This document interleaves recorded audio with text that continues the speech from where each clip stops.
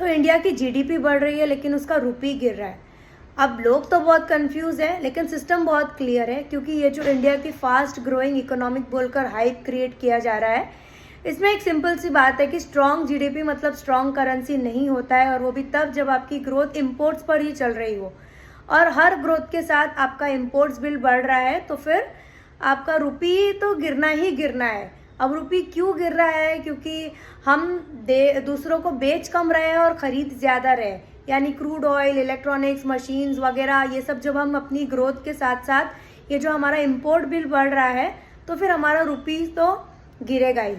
और दूसरी बात ये है कि यूएस डॉलर जो है वो पूरी दुनिया का बुली है, यानी अगर यूएस इंटरेस्ट रेट बढ़ा देता है तो फिर ग्लोबल पैसा इंडिया के जैसे देशों से निकलकर यूएस में ऑटोमेटिकली पार्क हो जाता है, और फिर